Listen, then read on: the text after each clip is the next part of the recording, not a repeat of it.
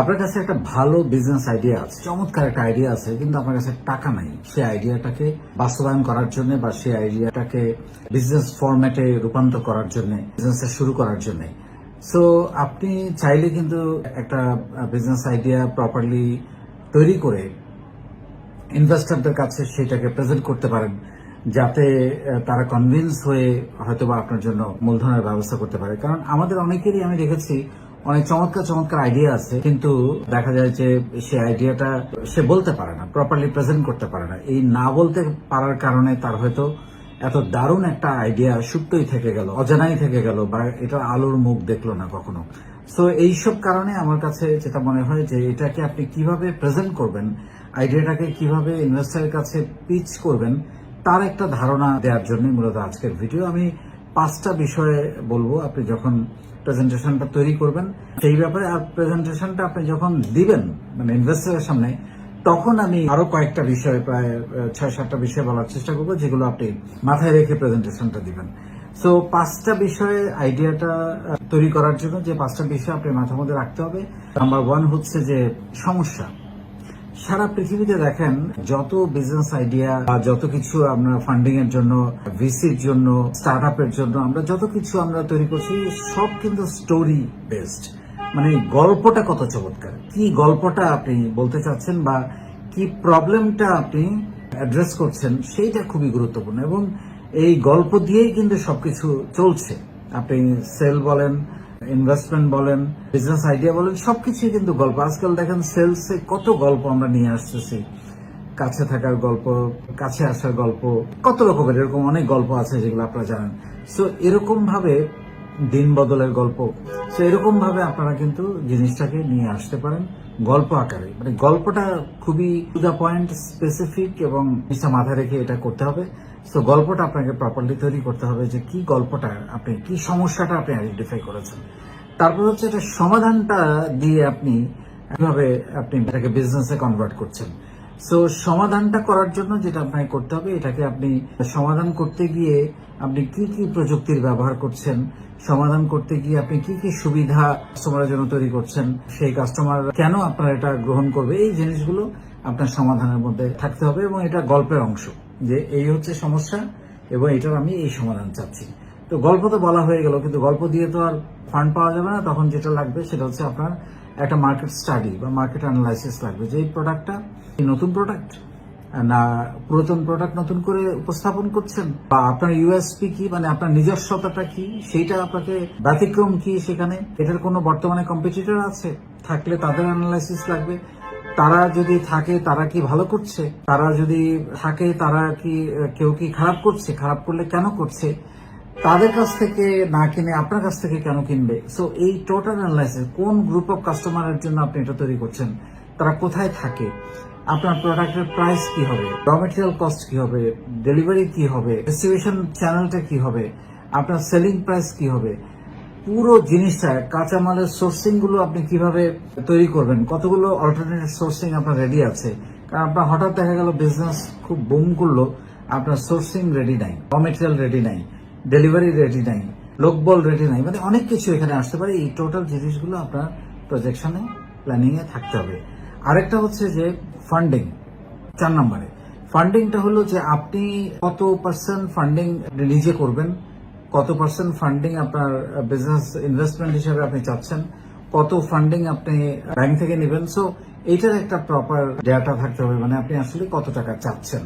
এবং আমাদের যে ঝামেলাটা হয়, আমি একটু এই ব্যাপারে একটু সতর্কতা বলতে চাচ্ছি, সেটা হচ্ছে যে আমাদের একটা কারো মধ্যে কোন একটা আইডিয়া আসলেই মনে করেন যে উনি এটার একটা ওভার ভ্যালুয়েশন, একটা ভ্যালুয়েশন মেথডে শুরুতেই উনি চলে যান। কোনো রকমের প্রোটোটাইপ নাই বা কিছু কাজ নাই, কিছু রেভিনিউ জেনারেশন নাই, বা থাকলেও খুবই অল্প। হয়তো এখন আপনি মাসে 4-5 লাখ টাকা বা 2 লাখ টাকা, 3 লাখ টাকা আর্ন করছেন, আপনি হঠাৎ করে বলে ফেললেন যে ভ্যালুয়েশন হচ্ছে, আপনি হয়তো এর মধ্যে 10 লাখ টাকা খরচ করছেন, আপনি বলে ফেললেন যে ভ্যালুয়েশন হচ্ছে 50 কোটি বা 10 কোটি বা 15 কোটি। এইগুলো আসলে আমার কাছে মনে হয় খুবই বিপজ্জনক। কারণ এটা আসলে ওই লেভেলে স্কেলেবল কিনা সেই জিনিসটা, হ্যাঁ স্কেলেবল যদি হয় আপনি সেটা বলতে পারেন, কিন্তু এইভাবে আমার মনে হয় সব জিনিস একেবারে গতানুগতিক ভাবে একটা ওভার ভ্যালুয়েশন করা এবং শুরুতেই কিন্তু এটা আস্থা হারায়।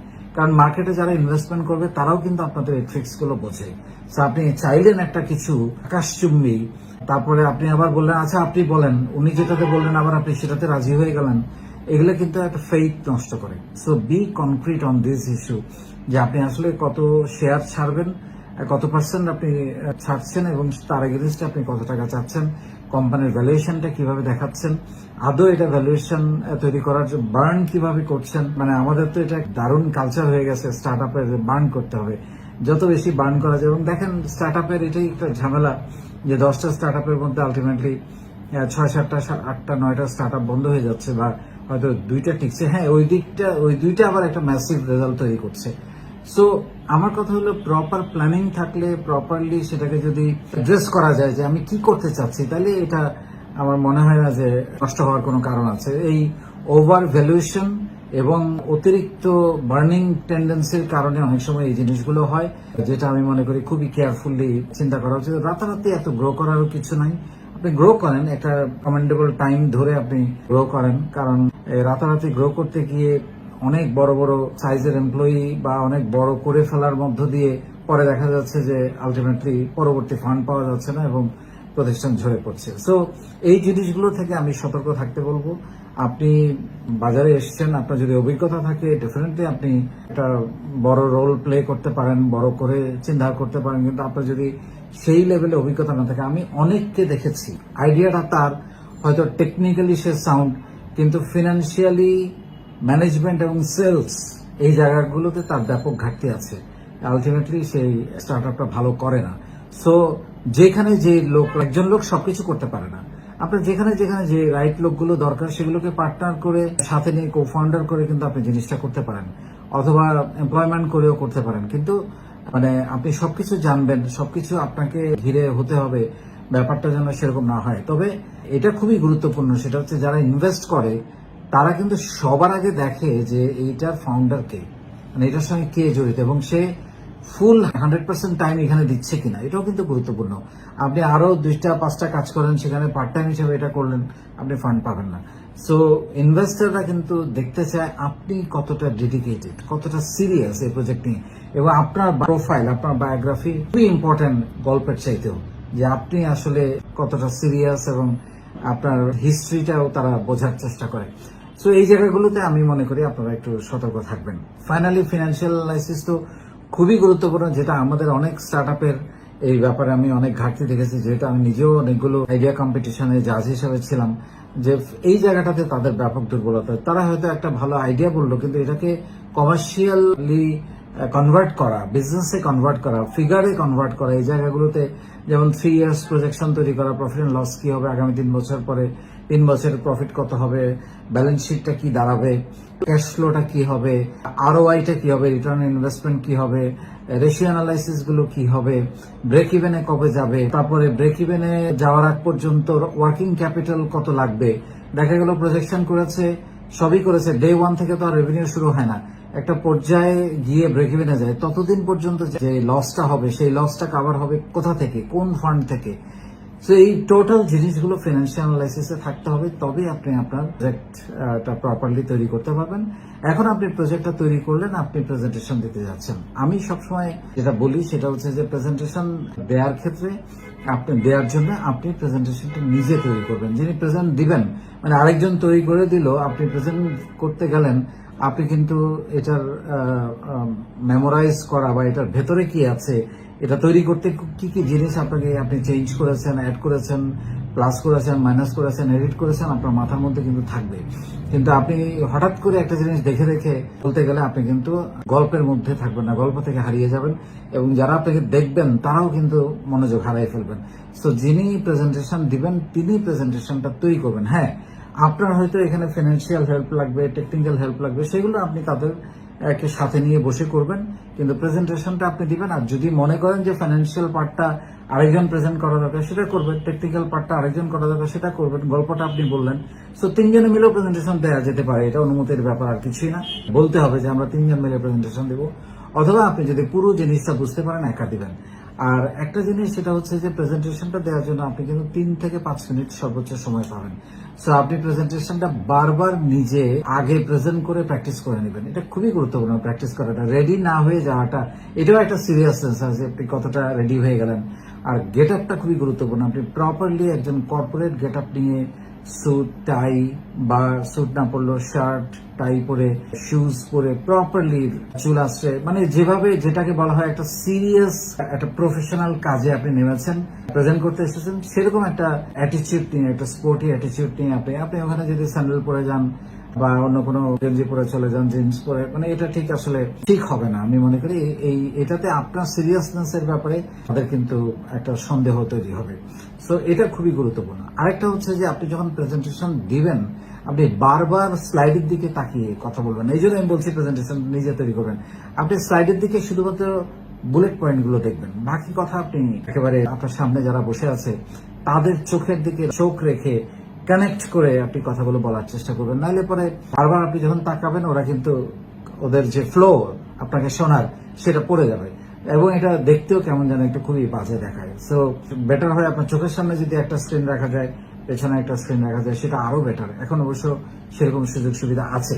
প্রেজেন্টেশন দেওয়ার সময় একটা জিনিস মাথায় রাখতে হবে যে ধরেন আপনার সামনে যদি বিদেশি কেউ না থাকে, আমার মনে হয় বাংলায় আপনি প্রেজেন্টেশনটা দিতে পারেন। অনেকে স্মার্টনেস বোঝানোর জন্য ইংরেজিতে দিতে গিয়ে অনেক সময় প্রপার আবেগটা ঢেলে দিতে পারেন না, আমি দেখেছি এটা।